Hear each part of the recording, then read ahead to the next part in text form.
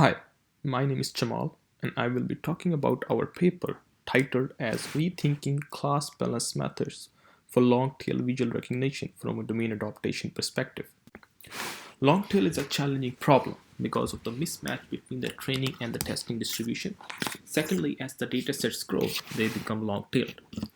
The problem is widely seen in fine-grained recognition, detection, and so on. Current approaches that are solving the long-tail problem have shortcomings. Either these approaches are overfitted to the head classes and have a lower accuracy on the tail classes, or they tend to lose performance on the head classes while increasing the performance on the tail classes. On the other hand, our approach can be able to keep the high performance of the head classes while improving the performance on the tail classes as well. We are analyzing the long-tail problem from a domain adaptation perspective. Generally, in domain adaptation, there could be multiple causes of the mismatch. For example, a covariate shift where the domain differ by the margin distribution, and the target shift where the domain differ by the class distribution and shares the same conditional distribution. Current class balance methods assume the target shift where it has the same conditional distribution. This assumption is true for the head classes, as the more diverse and abundant examples can well represent the data. But it is not true for the tail classes, as these classes are often short of representative training examples and it is difficult to collect the training examples for them. We relax that assumption by proposing a reweighting approach to augment the class balance learning. Here is the bird's eye view of our approach. During the training, each instance loss is reweighted such that we expect the model to perform well on all the classes at the inference stage.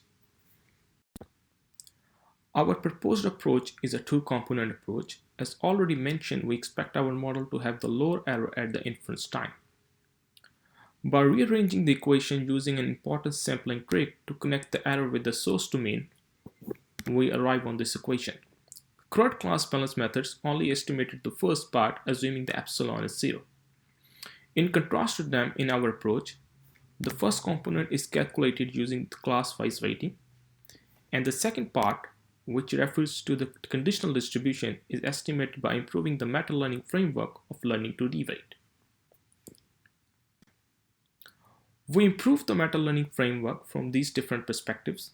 We deploy the two-stage training as opposed to single stage.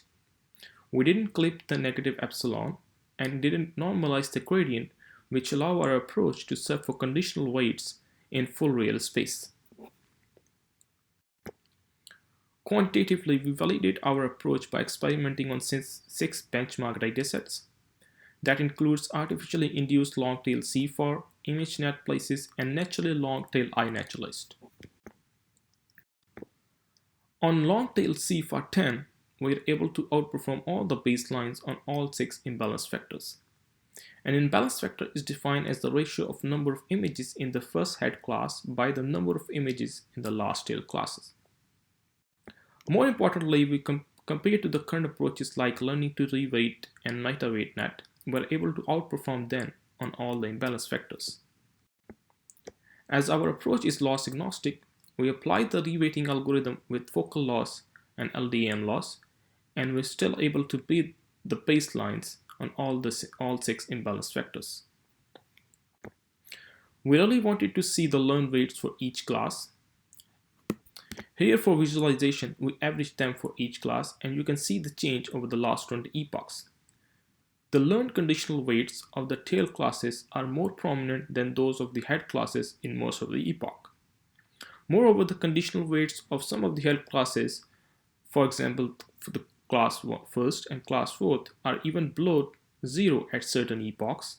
Such results verify our intuition that the scarce training examples of the tail classes deserve more attention in the training. To summarize at the end, we shed light on the long-tail problem from a new domain adaptation perspective. Domain adaptation is becoming a powerhouse in terms of ideas and techniques. And last but not the least, we propose a two-component reweighting approach and able to achieve shorter results on 6 benchmark datasets. Thank you for your attention. For more detail, please visit our paper.